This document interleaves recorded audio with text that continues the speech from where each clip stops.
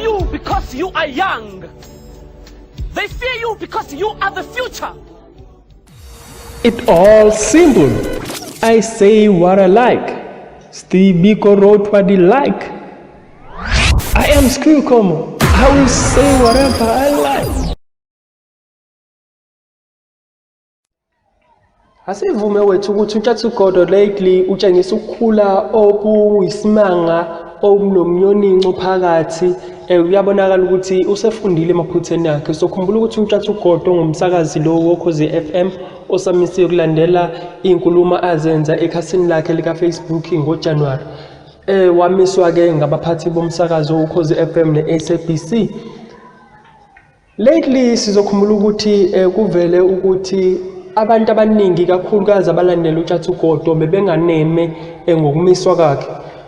Sabona futhi nangesikhathi kukhothama ubayede isilo samabandla onke ungangezwe lakhe, abantu abaningi beya inkundla zokuxhumana besho bethi sicela kube yisho eyodwa itribute lapho kuzophatha khona uNtshathugodo okuyena ozobe ehulula umlando kaZulu, ngoba somazi ukuthi uyilento ekuthiwa inqolobane, uyilibrary ehambayo uNtshathugodo, uyawazi umlando wakaZulu akawufuniseli. So abantu abaningi benesicelo sokuthi nje ake efake ohlelweni lube lunye lapha ezoqhululela khona umlando kaZulu. Unfortunately abaphathi bomsakazo uKhozi FM neSABC bama esinqumeni sabo bathi no, cela nihloniphe isinqumo sethu, ngeke sikwazi ukumbuyisa uNtshathugodo until eqede isigwebo sakhe kulindele ukuthi siphele njengoba kuzoqala inyanga kaApril, njengoba sazi ukuthi iy'nhlelo zomsakazo uKhozi FM ziyaguquguquka kanjalo neziteshi, njengoba sazi ukuthi i-financial year entsha izoqalwa ngo-April 1. Umina ke bafowethu ngiyayithatha icredit, umina wokuqala njenge-journalist yalapha ku YouTube owaveza ngomthombo othembekile ukuthi izinguquko zomsakazo SABC uKhozi FM zimi kanjani. Ngasho ngathi uNtshathugodo kule nhlelo kade zenza usidlo sasekuseni noNgcebo nehlelo la ngomgqibelo abanye bathi isabatha usikiya ngengoma ngeke saphinde ewenze. Umina mfethu engasho lonke ngiyayithatha leyo credit, ngivumeni wethu. Uma uthi awungikholwa ungachecka kubona bonke ama-YouTubers ubone ukuthi uchecke nje ama-date ukuthi ubani owafika, ngoba mina nganginomthombo ongaphakathi oKhozini FM. So ngakuthola kuqalelo ukuthi cha, uNtshathugodo sebemthathile bayomfuhleka ohlelweni langomgqibelo noma isabatha emini lolu bizwa nge-12 top 20. Yes, top 20. Yes. Top 20 kade lenziwa uMandla bathi unjinjo wabo ke. So kuvelile ke inkundla zokuxhumana ukuthi kuneqeqebana esehlanganeni lahlanganisa umkhankaso wokuthi liyobhikisha itoyitoye endlini zomsakazo uKhozi FM kumgaqo iKE Masinga Road. Leli qeqebane ke melihlohla abantu, liheha nabantu ukuthi abajoyine le march le.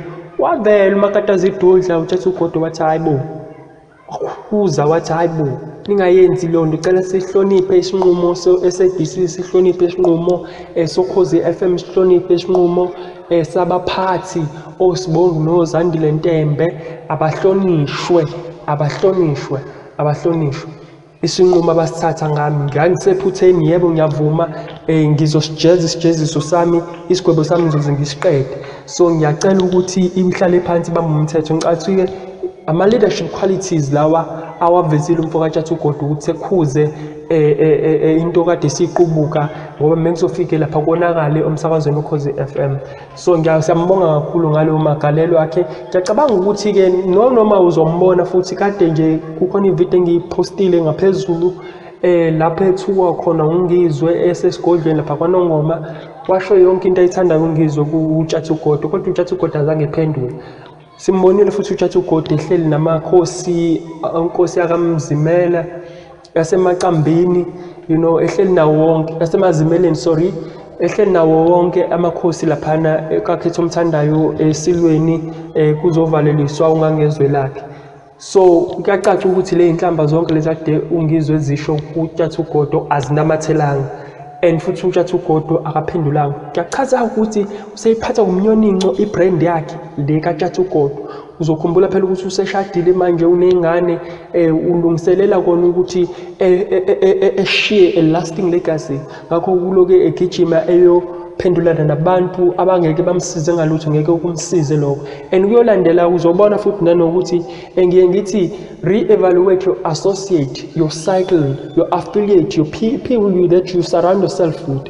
So ngicabanga ukuthi nje bombona uTata uGodo ehlangana nomcineka osomabhizinisi abaziwayo, ehlangana namakhosi esizwe sikaZulu, ehlangana nabaholi bepolitiki, uyambona ukuthi futhi he is drawing inspiration nangendlela okuyiphatha kubona ngoba sishintshe kakhulu indlela ayiphatha ngayo. So ngithi nje mina njengomuntu oyi-human behavior specialist ngiyayibuka i-behavior change yakhe uTata uGodo ukuthi hayi i-brand yakhe le kaTata uGodo seyiphatha ngomnyoninco naku-top 20 uma ibuya ngo-April uzozwa ukuthi hayi kushintshile manje. Siyabonga kakhulu bafowethu, bengithi angithi chu nje.